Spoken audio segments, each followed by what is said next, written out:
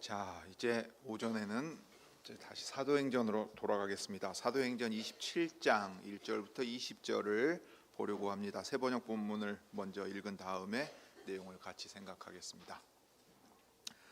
신약성경 사도행전 27장 1절부터 20절입니다. 우리가 배로 이탈리아에 가야 하는 것이 결정되었을 때에 그들은 바울과 몇몇 다른 죄수를 황제 부대의 백부장 율리오라는 사람에게 넘겨주었다. 우리는 아드라무떼노호를 타고 출항하였다. 이 배는 아시아 연안의 여러 곳으로 항해하는 배였다.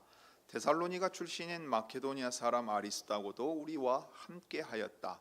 이튿날 우리는 시돈에 배를 대었다. 율리오는 바울에게 친절을 베풀어 친구들에게로 가서 보살핌을 받는 것을 허락하였다. 우리는 시돈을 떠나 벳길을 갈 때에 맞바람 때문에 키프로스 섬을 바람막이로 삼아서 항해하였다. 우리는 길리기아와 밤빌리아 앞 바다를 가로질러 항해하여 루기아에 있는 무라에 이르렀다. 거기서 백부장은 이탈리아로 가는 알렉산드리아 배를 만나서 우리를 그 배에 태웠다. 우리는 여러 날 동안 천천히 항해하여 겨우 니도 앞바다에 이르렀다. 그런데 우리는 맞바람 때문에 더 이상 나아갈 수 없어서 크레타 섬을 바람막이로 삼아 살모네 앞바다를 항해하여 지나갔다. 그리고 우리는 크레타 남쪽 해안을 따라 겨우겨우 항해하여 라세아 성에서 가까운 도시인 아름다운 항구라는 곳에 닿았다. 많은 시일이 흘러서 금식 기간이 이미 지났으므로 벌써 항해하기에 위태로운 때가 되었다. 그래서 바울은 그들에게 이렇게 충고하였다. 여러분, 내가 보기에 지금 항해를 하다가는 재난을 당할 것 같은데 짐과 배의 손실만이 아니라 우리의 생명까지도 이를지 모릅니다. 그러나 백부장은 바울의 말보다는 선장과 선주의 말을 더 믿었다. 그리고 그 항구는 겨울을 나기에 적합하지 못한 곳이므로 거의 모두는 거기에서 출항하여 할 수 있으면 베닉스로 가서 겨울을 나기로 뜻을 정하였다. 베닉스는 크레타 섬의 항구로 서남쪽과 서북쪽을 바라보는 곳이다. 때마침 남풍이 순하게 불어오므로 그들은 뜻을 이룬 것이나 다름없다고 생각하고 닻을 올리고서 크레타 해안에 바짝 붙어서 항해하였다. 그런데 얼마 안 되어서 유라굴로라는 폭풍이 섬 쪽에서 몰아쳤다. 배가 폭풍에 휘말려서 바람을 맞서서 나아갈 수 없으므로 우리는 체념하고 떠밀려 가기 시작하였다.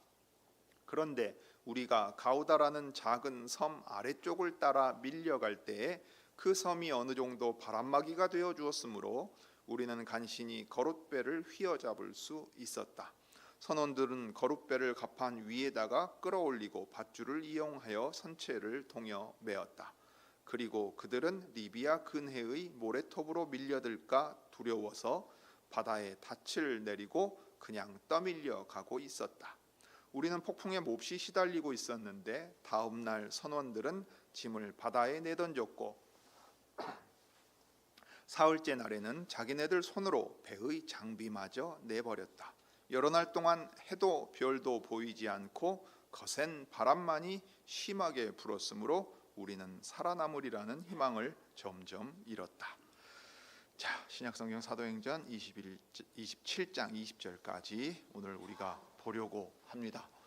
이제 27장과 28장은 바울이 가이사랴에서 출발을 해서 시돈에서 배를 타고 이제 로마로 가는 여행 기록이 있습니다.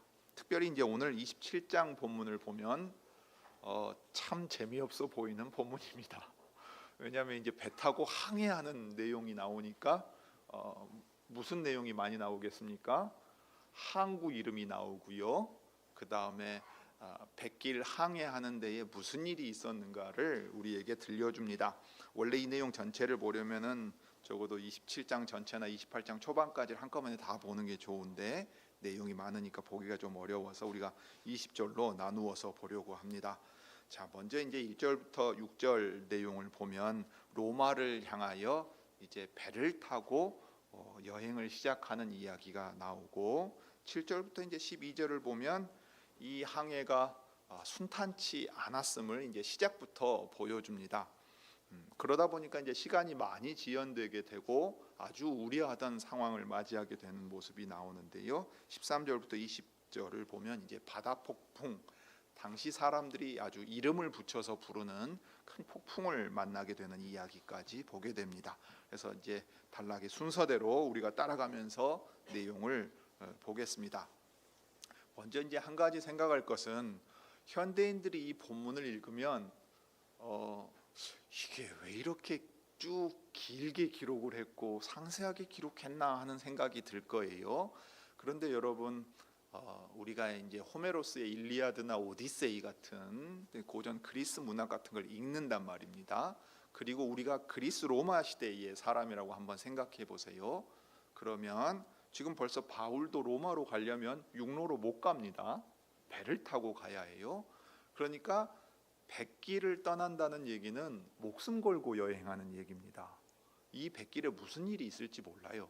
그러니까 제 아무리 수십 년 배를 탄 뱃사람들이라고 할지라도 도리어 바다를 모르는 사람들보다 훨씬 바다를 무서워하죠. 오늘날 어부들도 마찬가지입니다. 마찬가지인데요. 이 첨단 기술이 발달해서 뭐 음파로 뭐 어군을 탐지하고 바다의 지형도를 다 그리는 시대일지라도 바다가 어떻게 흘러갈지는 모릅니다.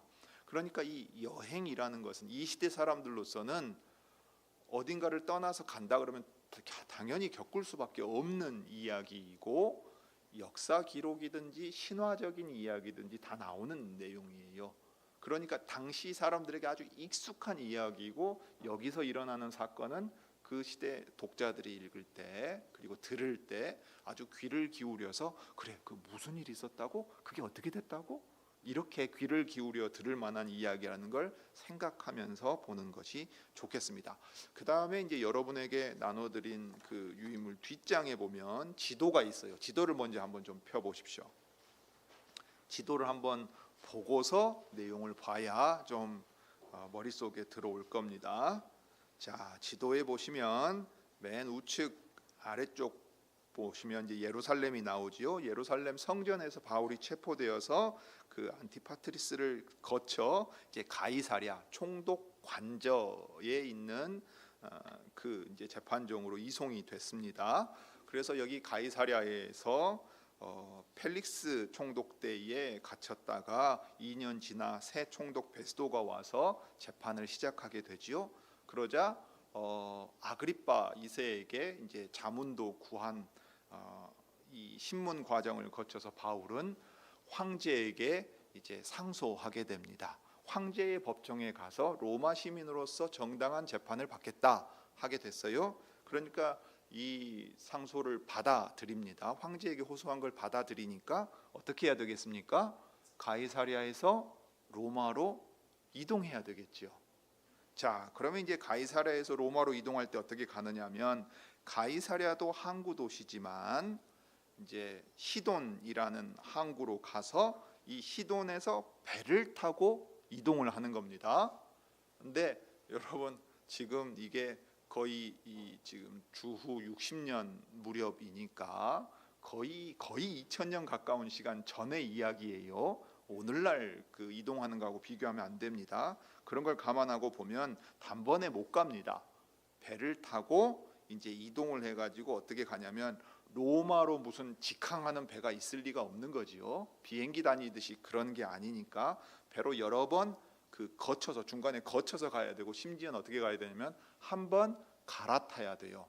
왜냐하면 이 시기에 이 시도는 이제 무역항 항구 도시니까 배가 더 많은 겁니다. 가이사랴보다 많아요.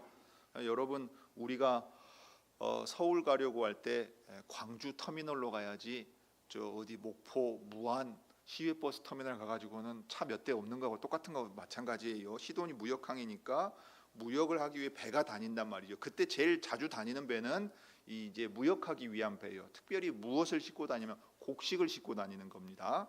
그러니까 저 밑에 아래쪽에 보시면 이집트의 알렉산드리아라는 유명한 도시가 있죠. 알렉산드리아에서 북쪽으로 지중해 쪽으로 이제 무역선 곡식을 싣고 다니기도 했고요.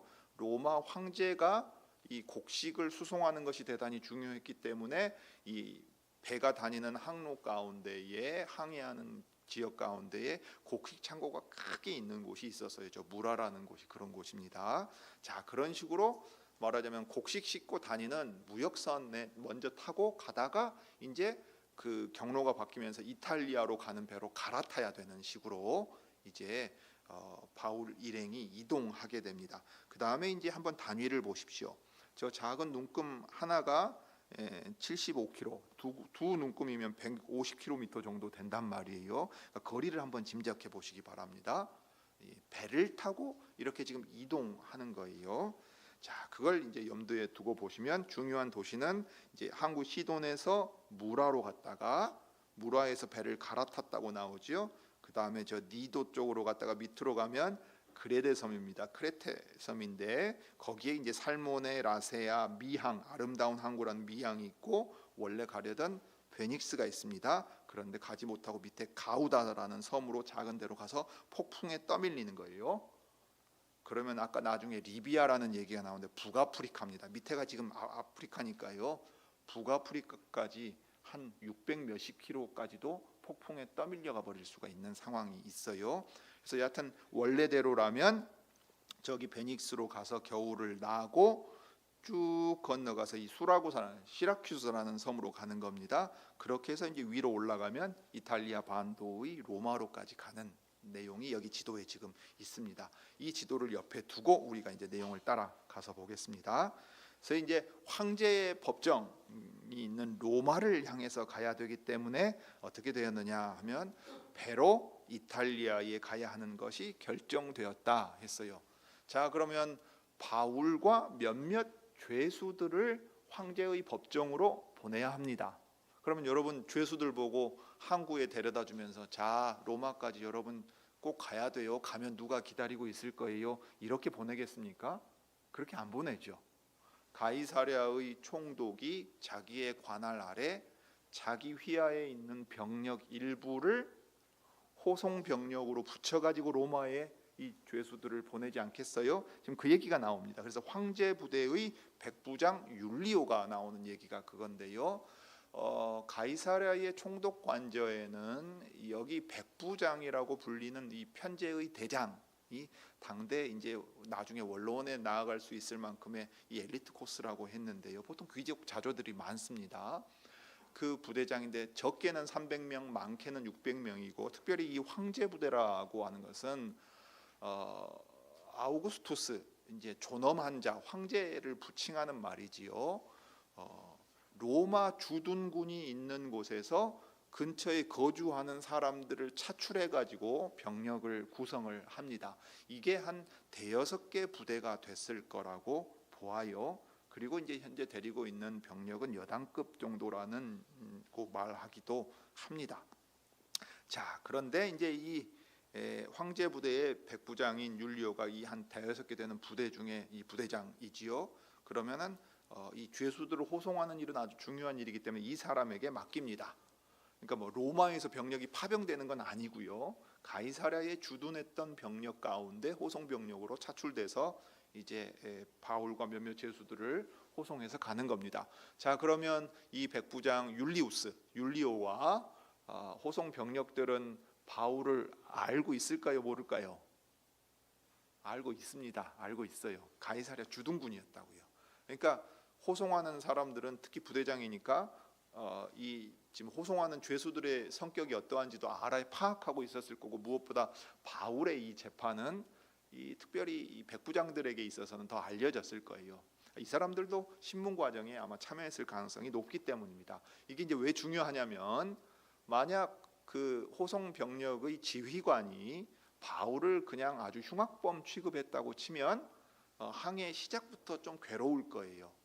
그 배려를 받을 일이 없는데 여기 황제부대 백부장 율리우스는 이 바울이라는 사람에 대해서 총독도 바울의 죄가 딱히 없어서 황제의 법정에 호소하지 않았으면 풀려날 뻔했다라고 아그리빠 왕하고 얘기했다 그랬잖아요. 그러니까 상대적으로 다른 죄수들에 비해서 바울에 대해 배려해 줄 수 있는 여지가 충분히 있는 상태였다는 걸 우리가 알 수 있습니다. 그 다음에 이제 누가가 아주 이 여행의 정보를 세세히 기록해 놓았는데요. 그들이 타고 간 배의 이름을 기록해 두었지요. 아드라무테노호라고 되어 있습니다. 배의 이름입니다. 그런데 이것이 지명이기도 하지요. 여러분 지도에서 한번 찾아보십시오. 중간 정도에 보면은요, 아시아라고 하는 행정구역상의 표시가 있지요. 이 굵은 글씨로 고딕체 굵은 글씨는요, 이 로마 제국 아래에서의 행정구역 표시입니다. 길리기아, 밤빌리아, 부르기아, 갈라디아 이런 우리가 압니다. 그래서 아시아, 흔히 소아시아라고 부르는 이 아시아 지역의 에게해를 보시면 조금 윗부쪽에 아드라무테노라는 이 항이 있습니다. 그러니까 그 항의 이름이에요. 배가. 그러니까 지금 시돈에서 출발한 배인데 원래 이 배의 그 말하자면은 배가 출발한 점이 어디라는 얘기입니까? 저 에게해의 아드라무테노라는 얘기입니다.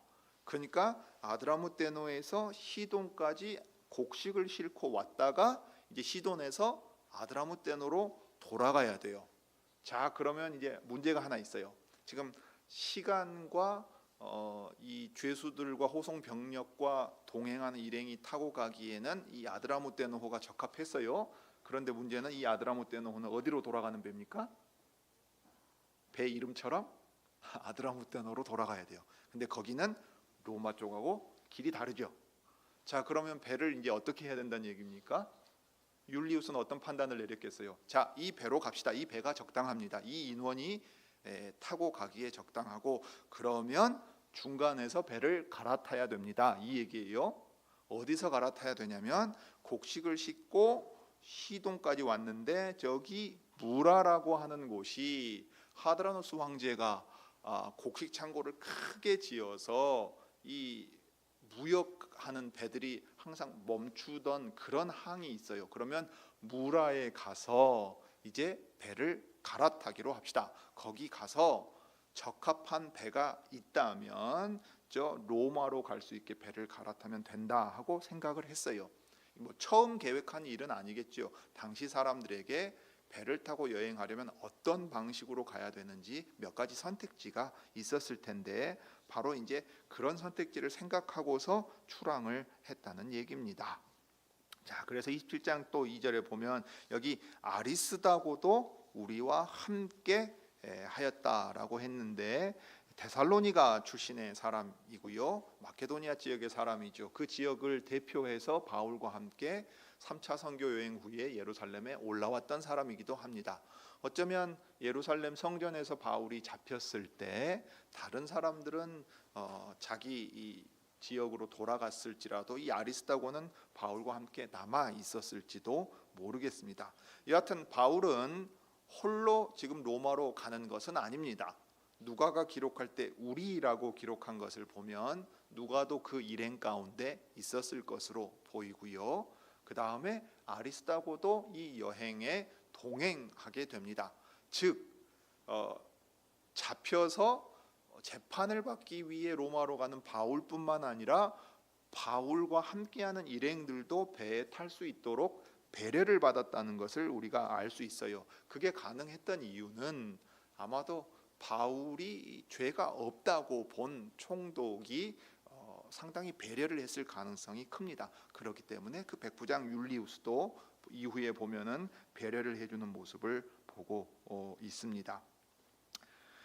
자, 그래서 이제 시돈에 들러서 무라로 가는 건데요. 이 시돈에 들렀을 때는 이제 먼 길을 떠나기 직전에 들을 수 있는 가까운 곳이었습니다. 그 다음에 상대적으로 이 시돈은 바울이 선교를 펼쳤다거나 바울과 연결되어 있는 교회가 있다는 기록은 없습니다만은 이곳에 들렀을 때 형제들을 만나게 되는 기록이 있습니다. 그리고 그 형제들의 보살핌을 받았다는 기록이 있는데 이게 아주 중요합니다. 왜냐하면 여러분 한번 생각해 보세요. 바울이 이제 체포되어서 구금된 상태에 있고 황제의 법정에 재판을 받기 위해 로마로 가는데 배를 타요. 혼자 타는 게 아닙니다. 적어도 누가 동행했습니까? 아리스다고가 동행했어요. 먼 길을 떠나는 여행이에요. 즉 무슨 얘기냐면 경비가 많이 든다는 얘기입니다. 그런데 로마에서 바울과 바울 일행의 경비를 다 제공해 주겠습니까? 그럴 리가 없지요. 말 그대로 자비로 지금 바울과 동행해서 로마로 가야 되는 거예요. 그러면 바울의 선교 정책을 한번 생각해 보십시오. 재정 정책을 생각해 보면 바울이 무슨 텐트 만들어 가지고 선교 기금을 준비시켜서 복리로 어디다 쌓아뒀을 리는 없단 말입니다. 자비량으로 사역하면서 오히려 필요한 데 다 썼고 예루살렘에 올라가서도 그래요.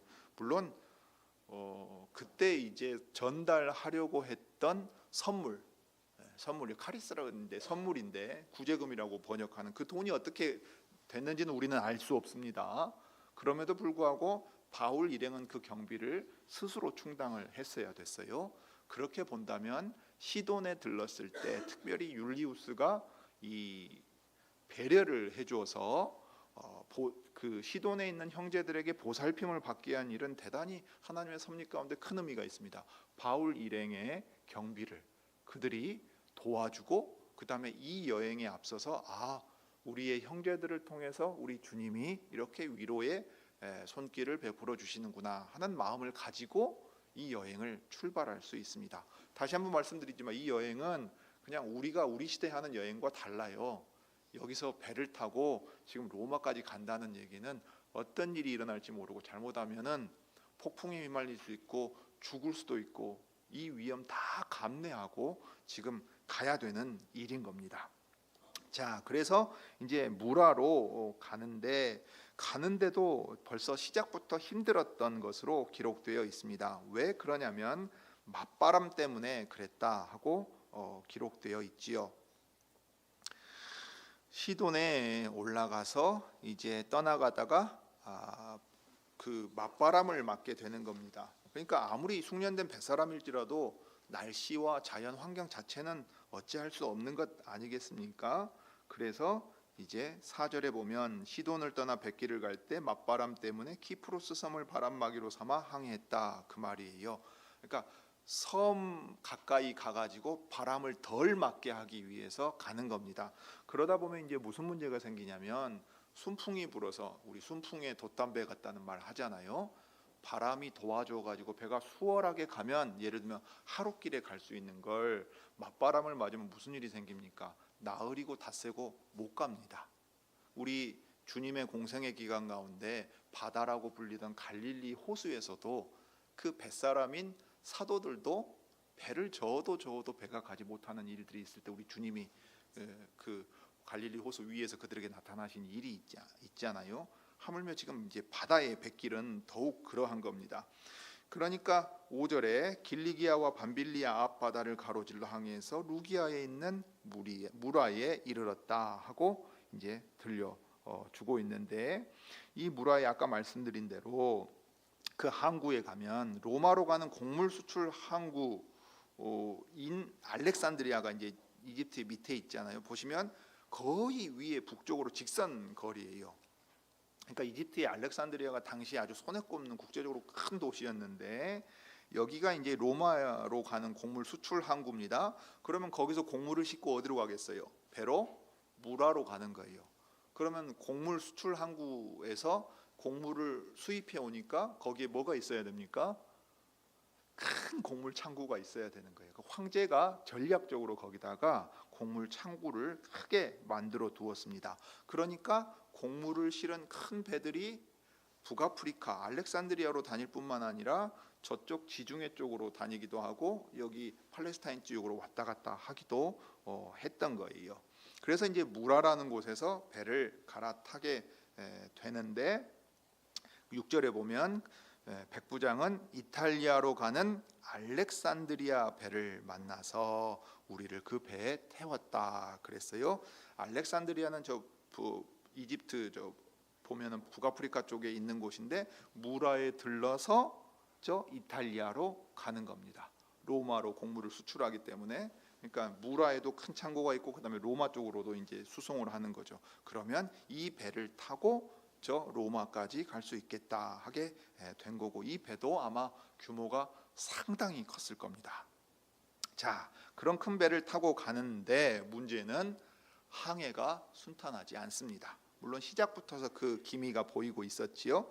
7절에 보면 여러 날 동안 천천히 항해하여 겨우 니도 앞바다에 이르렀다 이렇게 했고, 그런데 우리는 맞바람 때문에 더 이상 나아갈 수 없어서 크레타 섬을 바람막이로 삼아 살몬의 앞바다를 향하여 지나갔다 그랬습니다. 자, 무라에서 니도로 갑니다. 니도로 가가지고 그 밑에 이제 크레테 섬입니다. 그레데 섬이라고 부르는 크레테 섬인데요. 니도에서 살몬의 라세아 이렇게 갑니다. 라세아는 항구가 있고 성이 있는데 거기도 아마 이 사람들이 겨울을 보내기에 적합하지 않고, 그 다음에 아름다운 항구 미항도 규모가 적합하지 않았던 것으로 보입니다. 그런데 분명한 건 시돈에서 무라를 거쳐 여기 미항에 이르기까지의 항해에 계속 반복되는 내용은 뭐냐면, 여러 날 동안 천천히 항해해서 겨우 이르렀고, 그 다음에 맞바람 때문에 더 나아갈 수도 없었다는 거예요. 그래서 8절에 보면 크레타 남쪽 해안을 따라 겨우겨우 항해해서 라세아 성에서 가까운 도시인 아름다운 항구 미항이라는 도시에 이제 다르게 됩니다. 그러니까 여기까지 오는데도 아주 순탄치 않고 오래 걸렸어요. 그러다 보니까 이제 진짜 큰 문제가 하나 생깁니다. 팔레스타인 지역에서 항해를 해가지고 지중해 쪽을 거쳐서 가게 되면 항해를 하지 말아야 되는 시기가 있습니다. 지금도 뱃사람들은 그런 거 잘 알죠. 어느 지역에는 언제 어느 기간에는 어느 지역에는 항해를 하면 안 된다. 거기 가면 물결에 휩쓸려서 다 죽는다. 못 살아나온다. 이런 게 있단 말이죠. 후기 랍빈 문헌에도 보면 겨울철에 배를 타고 이렇게 가는 것은 아예 금지를 시켜버릴 정도로 위험한 때가 있었습니다. 27장 9절이 그것을 보여줍니다. 많은 시일이 흘러서 금식 기간이 이미 지났으므로 벌써 항해하기에 위태로운 때가 되었다라고 했습니다. 여기 금식 기간은 이제 그 명절 기간을 말하는데요. 시기로 치면 이런 거예요. 이 절기 때 금식 기간을 지나서 항해하게 되면 그거 목숨 걸고 해야 된다.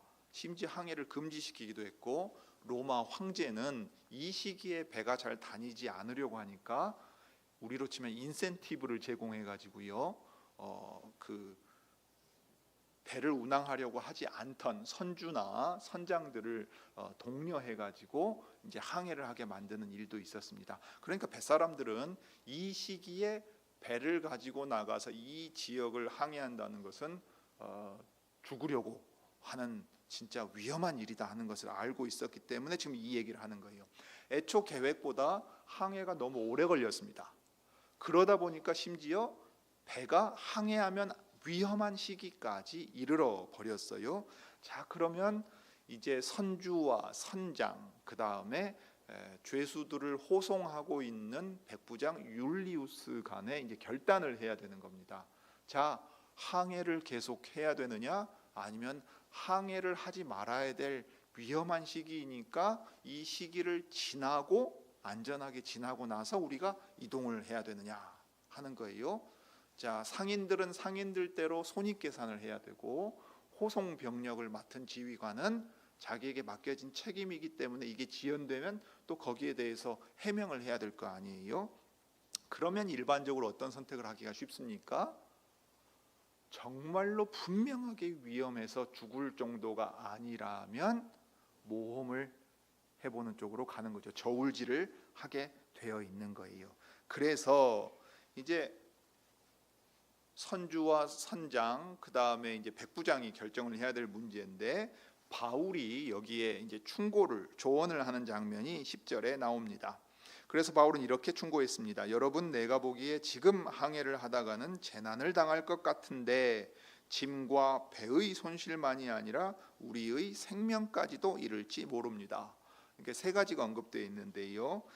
짐을 잃는 거, 이건 이제 가장 가벼운 거죠. 물론 이것도 가벼운 건 아닙니다. 왜냐하면 결국 상선이잖아요. 상선이면 수익을 얻기 위해서 가는 건데, 짐을 버린다는 얘기는 항해한 보람이 없고 살아서라도 돌아가겠다, 그 정도인 거잖아요. 그 다음에 선장과 선주 입장에서는 어떻게 됩니까?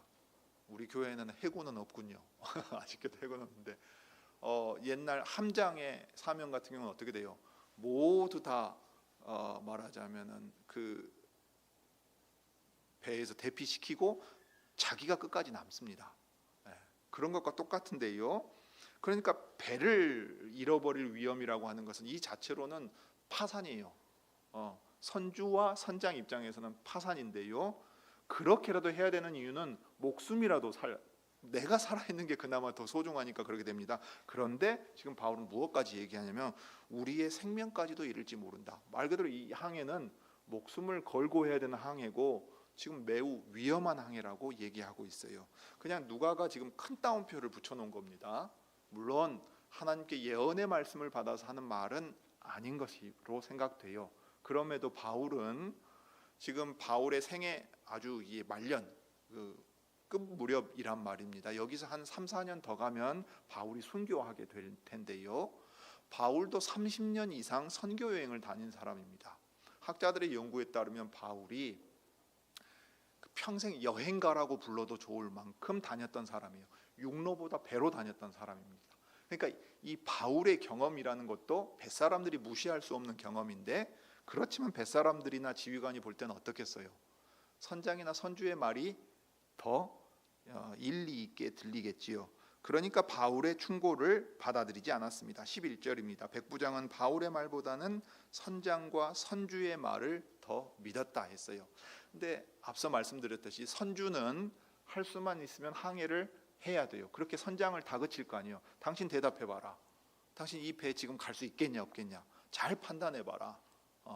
지금 바울이라는 사람이 저렇게 말하는데 저 사람 얘기는 귀 기울일 것 없이 당신 평생 뱃사람 아니냐, 당신 계속 다녔던 길 아니냐, 지금 내 사업에 이것이 큰 손해를 가져다 줄지 아니면 모험을 해서라도 항해를 하는 것이 좋을지 판단해봐라 하니까 이제 백부장에게 있어서나 선주와 선장에게 있어서 이익이 일치하는 거죠. 조금 위험을 무릅쓰더라도 항해를 계속하는 것이 좋습니다. 이렇게 했고, 그 다음에 이제 12절에 그러면 그 항구라고 하는 거, 이 미항이라고 하는 건 적어요. 규모가 적습니다. 그러다 보니까 여기서 시간을 보내기가 어려우니까 그럼 가까이에 있는 베닉스로 가자. 그 베닉스는 항구가 훨씬 더 크다. 그러면 우리가 이 큰 배가 들어가서 정박시켜 놓고 겨울을 보내고 안전한 시기가 되게 하면 되겠다, 이 생각을 한 거예요. 그러니까 아마도 가까운 데로 먼저 가고 그 다음에 상황을 봐가지고 항해가 가능하다고 판단하면 가자, 이렇게 생각했던 겁니다. 자, 지도를 보시면 미항과 베닉스는 거리상으로 150km가 안 되게 나오지요. 그러니까 자기들이 볼 때는 크레테 섬 아래쪽에서 설령 바람이 불더라도 섬이 좀 막아주고 거기까지 이동하는 것은 아무 문제 없을 거라고 봤던 거예요. 그 다음에는 상황이 매우 심각하다면 이제 상황을 보면서 판단하자 하면서 베닉스로 가서 겨울을 나기로 뜻을 정하였다고 했습니다. 베닉스는 아주 좋은 곳이었어요. 왜냐하면 크레타 섬의 항구로서 서남쪽과 서북쪽을 바라보면서 막혀 있어 가지고서 겨울철을 지내고 항해를 시작하더라도 충분히 좋은 입지가 될 것이라고 본 것입니다. 자, 그러니까 미항에서 베닉스까지 가는 것은 아무 문제가 없을 거라고 단언했을 가능성이 크겠죠. 그래서 그들이 이제 베닉스로 가려고 했습니다. 13절에 보면 때마침 순풍이 불었다. 남풍이 순하게 불었다고 했어요. 남풍이 불었으니까 이 맞바람을 이기려고 계속 와가지고 시일이 지체됐는데 이제 순풍을 타고 베닉스로 이동하려고 했습니다. 그래서 닻을 올리고 크레타 해안에 바짝 붙어서 이제 항해를 했는데 문제는 얼마 안 돼서 유리굴로라고 하는 바다 폭풍이 이제 몰아치기 시작한 겁니다. 이게 유리굴로라는 이름 자체가 북동풍이라는 뜻을 가지고 있는데요. 그래서 이 이름을 가진 폭풍에 휘말리다 보니까 아예 배가 가지를 못합니다. 저 미항에서 베닉스까지도 가지를 못하는 거예요. 그러면 어떻게 되느냐면 바람이 너무 거세게 부니까 가려고 하는 곳과는 정반대로 떠밀려 가죠. 해안선을 따라서 베닉스로 가야 되는데 떠밀리니까 어떻게 되냐면 이 지도에 보는 것처럼 가우다라는 지역으로 떠내려와요. 심하면 어디까지 가겠습니까? 지중해 저 바다에 그냥 떠밀려 가지고요, 밑도 끝도 알 수 없이 어디론가 가버리는 거예요. 자, 그러면 무슨 일이 생기냐? 바울이 충고한 대로 짐과 배와 심하면 생명까지 다 잃어버리게 되는 겁니다. 그러니까 이제 그 이후에 나오는 내용은 뭐냐면 사투하는 내용이에요. 근데 문제는 이 뱃사람들도 뱃사람뿐만 아니라 배에 탄 모든 사람들이 어떻게 했겠어요? 살려고 길을 썼겠죠. 뱃사람만 하는 게 아니에요. 나오라고 그랬겠죠. 다 나와서 우리 도우라고. 안 그러면 우리 다 죽는다고. 처음에 영화에 보듯이 나오는 거예요. 제일 처음에 뭐 합니까? 배가 버틸 수 없을 것 같으면, 폭풍우가 치면 짐을 버리죠. 짐을 버립니다. 그래서 배를 가볍게 만듭니다. 배 자체를 보호하려고 해요. 그 다음에 여기 보면 거룻배 얘기가 나오죠. 자, 우리로 치면 구명보트 같이 작은 배가 있는데 그게 막 다 날아가 버리니까 붙잡아 가지고서 배에다 묶어두고, 배도 이제 묶어두고 이렇게 조치를 취하는데, 이 뱃사람들이 애를 써도 어떻게 됩니까? 방법이 없습니다. 그래서 15절에 벌써 체념해서 떠밀려 갔다는 얘기가 있고, 17절에 가면 선체를 동여 맸다. 그래서 바다에 아예 닻을 내려버렸대요. 닻을 내려버린 이유는 정박하기 위해서가 아니라, 닻을 내려도 이게 휩쓸려 가니까, 그만큼 폭풍이 심하니까 조금이라도 천천히 끌어내려 하려고요. 네. 그러니까 닻을 내려놓은 상태에서 그들이 제일 걱정했던 건 뭐냐면 리비아 근해의 모래톱으로 밀려들까 봐. 그러니까 북아프리카의 리비아 근처에서 이 뭐랄까 배가 모래톱에 팍 박혀 가지고서 파손돼 버리면 거기서 다 죽는 겁니다. 뱃사람들이 이걸 아는 거예요. 그래서 닻을 내린 채로 자연스럽게 떠밀려 가도록 내버려 뒀는데, 문제는 소망의 살아날 소망이 전혀 보이질 않았다는 데 있습니다. 18절, 우리는 폭풍에 몹시 시달리고 있었는데 다음 날 선원들은 짐을 바다에 내던졌고, 이게 영화에 보는 장면처럼 나오는 거예요. 이제 선원들이 어찌할 수 없으니까 짐을 내다 버리는 거예요. 그 다음에 사흘째에는 자기네들 손으로 배의 장비마저 버렸다고 했어요. 이 배의 장비마저 버리게 되면 어떻게 됩니까? 선원들이 뭘 할 수 없어요. 그냥 배가 떠밀려서 어딘가에 안전하게 도착하기를 바라는, 그냥 요행만 바라는 상황이 됩니다. 자, 그 다음에 20절에 나오는 여러 날 동안 해도 별도 보이지 않고 거센 바람만이 심하게 불었다고 했는데, 앞서 사흘째 얘기를 했잖아요. 그런데 이 뒤에 20절에 보면 이 여러 날은 이 사흘보다 훨씬 긴 시간이 지나간 겁니다. 바다에 있으면 해가 뜨고 해가 지고 뭐 해도 별도 안 보이는 이 폭풍 가운데 있었다고 치면 시간이 얼마가 갔는지도 전혀 알 수 없는 상황이 된 거예요. 어쩌면 선원들이 제일 무서워했을지도 모릅니다.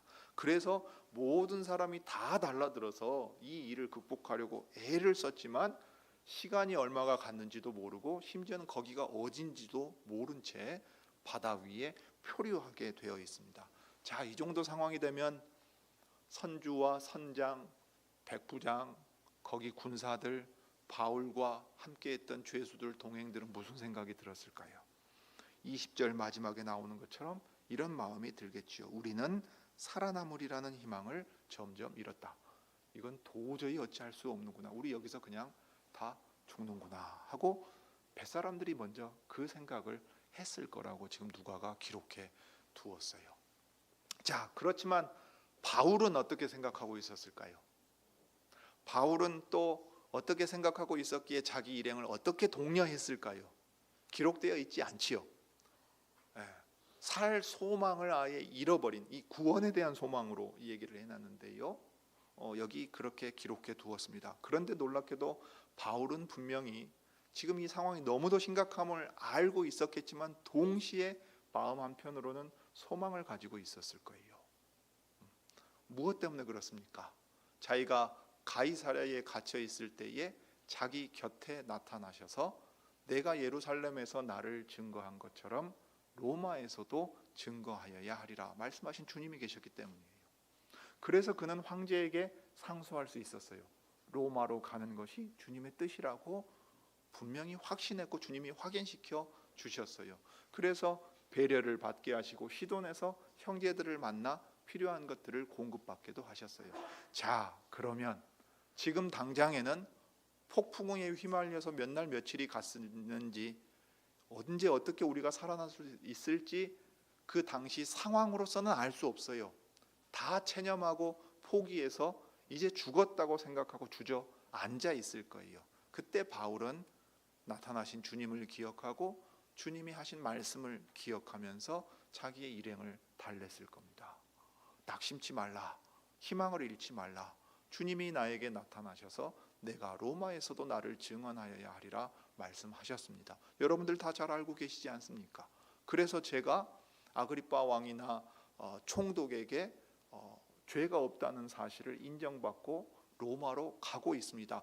그러니 온 천지 만물을 다스리시는 하나님께서, 그리고 우리의 주님께서 우리가 이 망망대해 가운데 폭풍 위에 배가 다 깨어져 죽게 놔두리라고는 생각하지 않습니다. 주님은 분명히 우리를 여기서 건져내실 것입니다.